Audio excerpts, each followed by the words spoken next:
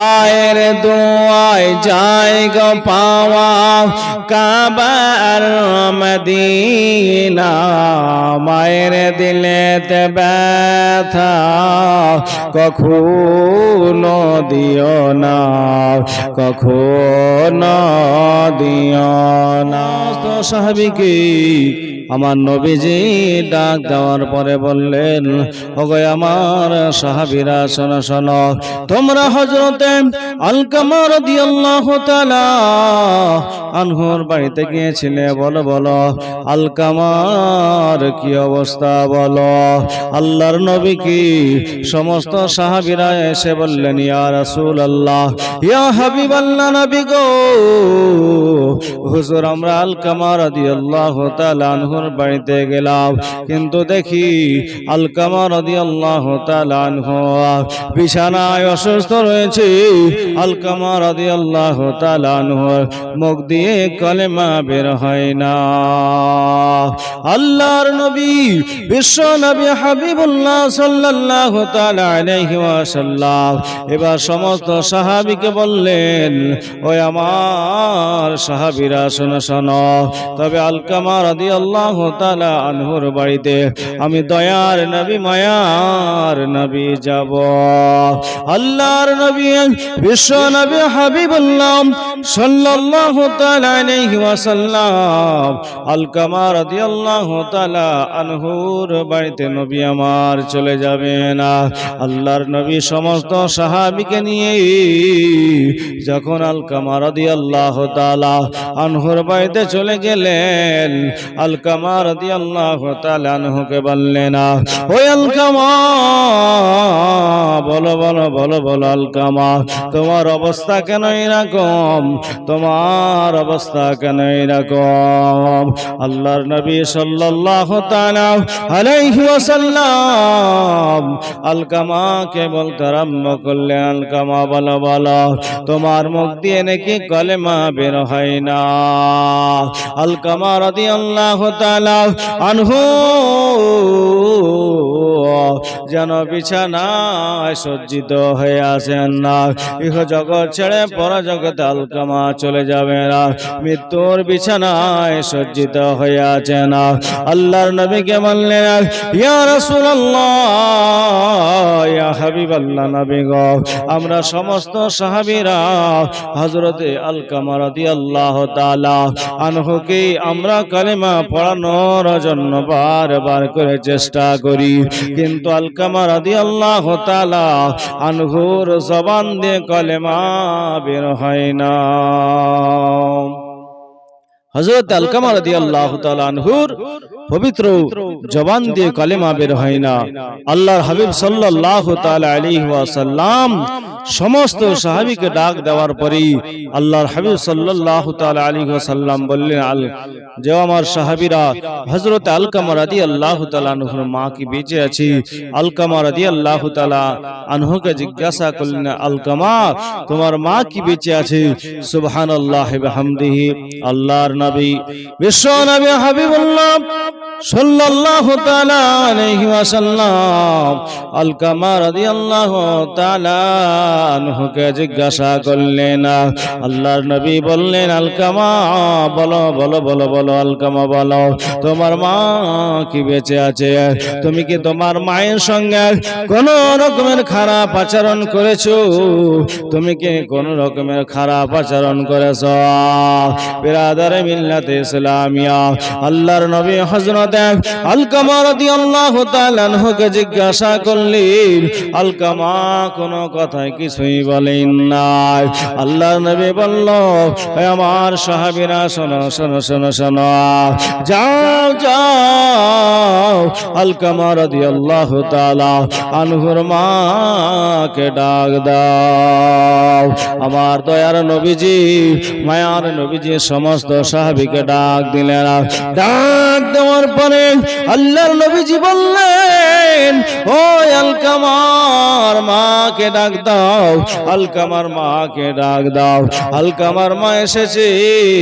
আল্লাহর নবী বিশ্ব নবী হাবিবুল্লাহ সাল্লাল্লাহু তাআলা আলাইহি ওয়াসাল্লাম বলতে আরম্ভ করলেন, আলকামার মা বলো বলো, তোমার কথার দ্বারাই কি তুমি তোমার সন্তানের কথার দ্বারাই কি তুমি কোনো কষ্ট পেয়েছ? তোমার সঙ্গে কি তোমার আলকামা খারাপ আচরণ করেছে? বলো বলো বলো বলো। আল্লাহর নবী যখন আলকামার মাকে জিজ্ঞাসা করি, আলকামার মায়ের চোখ দিয়ে অঝর নয়নে পানি পড়তে আরম্ভ করেছে। আলকামার মা বলে, ইয়া রাসূলুল্লাহ, ইয়া হাবিবাল্লাহ, নবী গো, হুজুর আমার বেটা হযরত আলকামা রাদিয়াল্লাহু তাআলা আনহু আমার সঙ্গে এমন ব্যবহার করেছে, আমি আলকামাকে মাফ করব না। আল্লাহর নবী বিশ্ব নবী হাবিবুল্লাহ সাল্লাল্লাহু তাআলা আলাইহি ওয়াসাল্লাম বলে দিলে, ও মা বলো বলো, তোমার সঙ্গে কেমন আচরণ করেছে? বলে, আমার সঙ্গে খারাপ আচরণ করেছে। বৌমার কথাই শুনতো, আমার কথা আলকামা আমার কথায় গুরুত্ব দিত না। মা জননী কষ্ট পেয়েছে, মা যেন আঘাত পেয়েছে। আল্লাহর নবীজি বিশ্ব নবী হাবিবুল্লাহ সাল্লাল্লাহু তাআলা আলাইহি ওয়াসাল্লাম বলে দিলে, ওরে আলকামার মা, শুনে নাও শুনে নাও, তুমি তোমার বেটা আলকামাকে মাফ করে দাও। আল্লাহর নবী সাল্লাল্লাহু তাআলা আলাইহি ওয়াসাল্লাম হযরত আলকামা রাদিয়াল্লাহু তাআলা আনহুর জন্য তিনার আম্মাজানকে বললেন যে, মা আলকামাকে তুমি ক্ষমা করে দাও। কারণ আলকামার মা কে বললেন, আলকামার মা তুমি আলকামাকে ক্ষমা করে দাও, তোমার সন্তানের জবান দিয়ে কালেমা বের হয় না।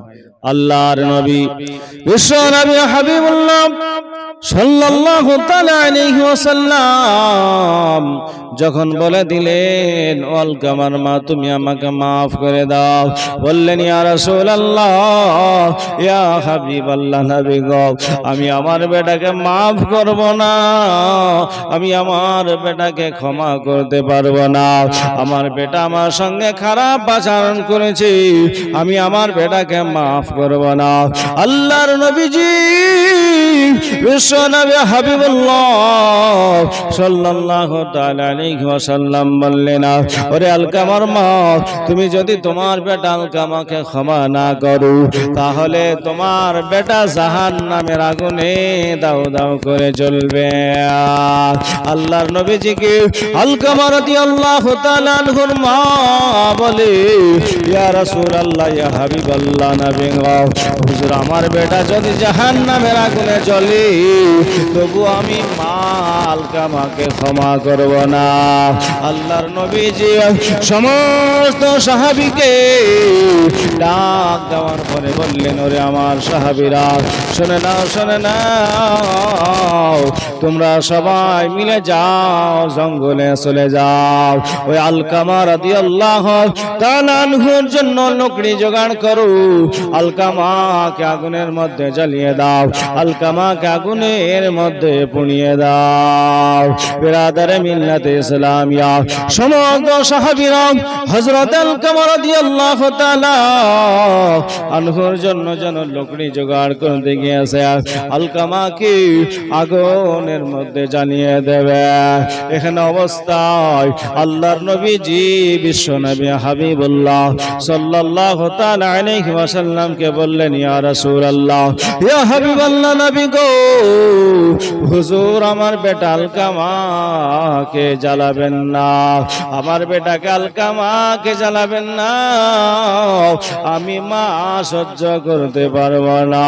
আমার বেটা আমার সঙ্গে সামনে আগুনে পুড়ে ছাই হয়ে যাবে, আমার বেটা আমার সামনে দাও দাও করে আগুনে জ্বলবে, আমি সহ্য করতে পারবো না। ইয়া রাসূলুল্লাহ, ইয়া হাবিবাল্লাহ, নবী গো, হুজুর আমার বেটা আলকামাকে আগুনে জ্বালাবেন না। আল্লাহর নবীজি বিশ্বনবী হাবিবুল্লাহ সাল্লাল্লাহু তাআলা আলাইহি ওয়াসাল্লাম বলে দিলেন, আলকামার মা শুনে নাও, এটা তো দুনিয়ার আগুন, এটা তো দুনিয়ার আগুন। এই দুনিয়ার আগুনে যদি তোমার বেটা আলকামা আগুনে পুড়ে ছাই হয়ে যায়, দাও দাও করে জ্বলে, তুমি মা যদি সহ্য না করতে পারো তবে বলো বলো, এই আগুনে চাইতে হাজার হাজার গুণ বেশি পাওয়ার হবে।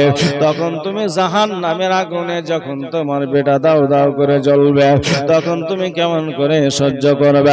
আল্লাহর নবীজি বিশ্বনবী হাবিবুল্লাহ সাল্লাল্লাহু তাআলা আলাইহি ওয়াসাল্লাম বলে দিলেন, আলকামার মা তুমি যদি মাফ না করো তোমার বেটা জাহান্নামের আগুনে দাও দাও করে জ্বলবে। আল্লাহর নবীজি কে হযরত আলকামা রাদিয়াল্লাহু তাআলা আনহুর মা বললেন, ইয়া রাসূলুল্লাহ, ইয়া হাবিবাল্লাহ, নবী গো, হুজুর আমি আমার বেটা আলকামাকে মাফ করে দিলাম। যখন আলকামা রাদিয়াল্লাহু তাআলা আনহুর মা যেন আলকামাকে ক্ষমা করে দিলেন, আলকামা রাদিয়াল্লাহু তাআলা আনহুকে মাফ করে দিলেন, সঙ্গে সঙ্গে হযরত আলকামা রাদিয়াল্লাহু তাআলা আনহুর জবান দিয়ে পবিত্র কালেমা বের হয়ে গেল। আলকামা রাদিয়াল্লাহু তাআলা আনহু কালেমা পড়ে ঈমানদার হয়ে জগৎ ছেড়ে পরজগতে চলে গেল।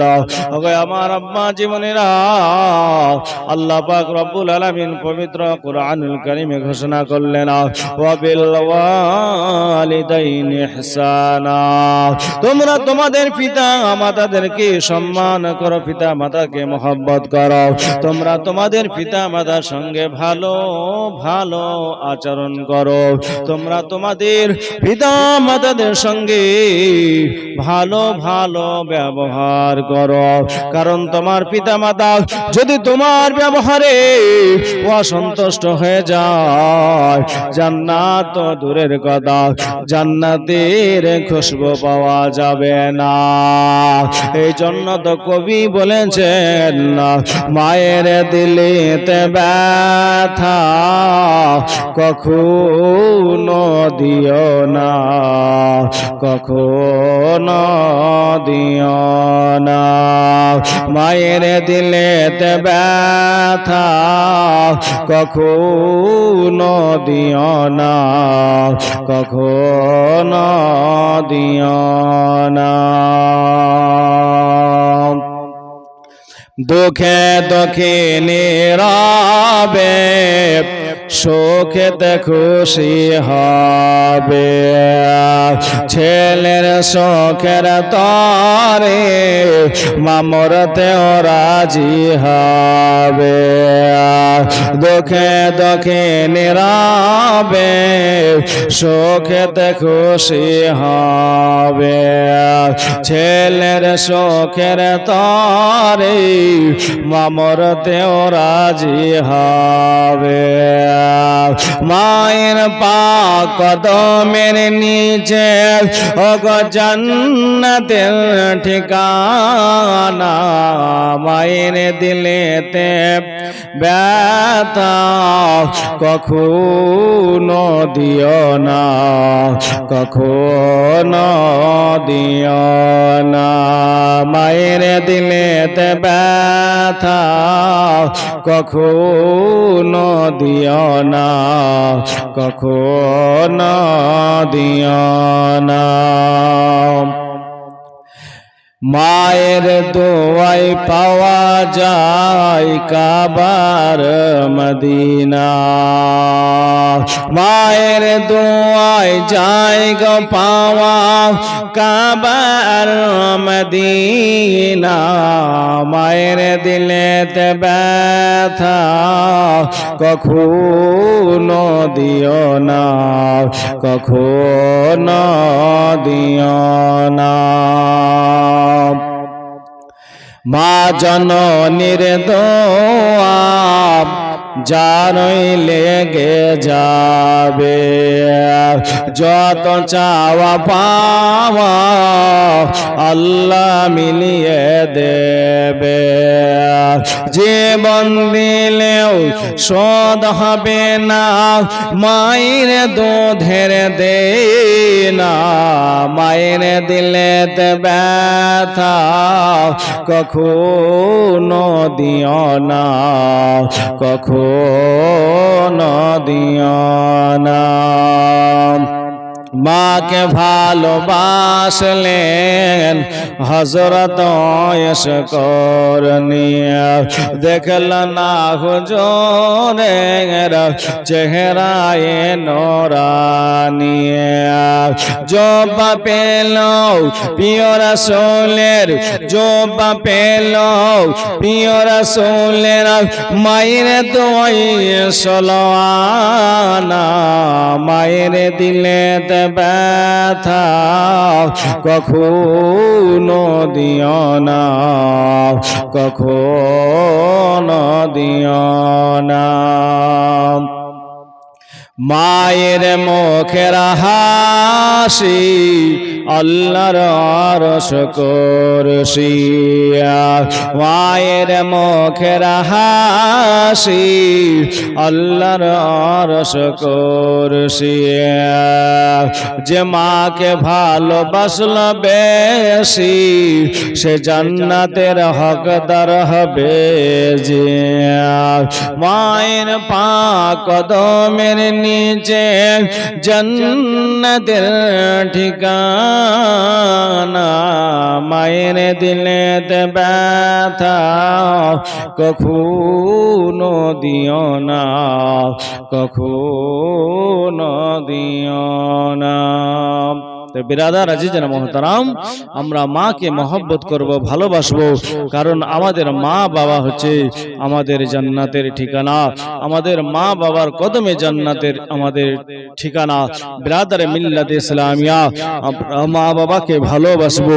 আল্লাহর হাবিব সাল্লাল্লাহু তাআলা আলাইহি ওয়াসাল্লাম বলেছেন, যদি তোমরা জান্নাতের চৌকাঠে চুমা দিতে চাও, তোমরা যেন তোমাদের মা বাবার কদমে চুমা দিয়ে দাও, তো জান্নাতের চৌকাঠে চুমা দিয়ে দেওয়া হবে। আল্লাহর হাবিব সাল্লাল্লাহু তাআলা আলাইহি ওয়াসাল্লাম কি সাহাবীরা জিজ্ঞাসা করলেন, ইয়া রাসূলুল্লাহ, ইয়া হাবিবাল্লাহ, হুজুর, যাদের মা বাবা বেঁচে আছে তাদের কদমে চুমা দিয়ে দিলে জান্নাতের চৌকাঠে চুমা দিয়ে দেওয়া হয়, কিন্তু ইয়া রাসূলুল্লাহ, ইয়া হাবিবাল্লাহ, হুজুর, যাদের বাবা মা ইন্তিকাল করেছে তারা কি জান্নাতের চৌকাঠে চুমা দিতে পারবে না? আল্লাহর নবী বিশ্ব নবী হাবিবুল্লাহ সাল্লাল্লাহু তাআলা আলাইহি ওয়াসাল্লাম বললেন, ও আমার সাহাবীরা, তোমরা চিন্তা করো না, যাদের মা বাবা ইহ জগৎ ছেড়ে নির্জন কবরে চলে গেছে, ওই কবরস্থানে গিয়া একবার মনে করে একটা কবরস্থানে গিয়া ওই কবরের কদমের দিকে পায়ের দিকে গিয়া তুমি কবরে চুমো দিয়ে দাও, তো জান্নাতের চৌকাঠে চুমা দিয়ে দেওয়া হবে। আল্লাহ নবীকে বললেন, ইয়া রাসূলুল্লাহ, ইয়া হাবিবাল্লাহ, নবী গো, হুজুর, কোনটা আমার বাবার কবর, কোনটা আমার মায়ের কবর আমি কেমন করে জানবো ইয়া রাসূলুল্লাহ? আমার তো জানা নাই কোনটা আমার বাবার কবর। আল্লাহর নবী কত সুন্দর ফয়সালা দিয়ে দিলেন। আল্লাহ নবী বলে দিলেন, ও আমার সাহাবীরা, তোমরা সবাই শুনে নাও, শুনে নাও, তোমরা একটা কবরকে অনুভব করে বলো, মনে করে এটা আমার বাবার কবর হতে পারি, এটা আমার মায়ের কবর হতে পারি, তো জান্নাতের চৌকাঠে চুমা দিয়ে দেওয়া হবে। আর ওই কবরে চুমা দিয়ে দাও, তো জান্নাতের চৌকাঠে চুমা দিয়ে দেওয়া হবে। আল্লাহর পবিত্র কোরআনুল কারীম ঘোষণা করেছেন, ওয়াবিল ওয়ালিদাইনি ইহসানা, তোমরা তোমাদের পিতা মাতাদের সঙ্গে ভালো ভালো আচরণ করো।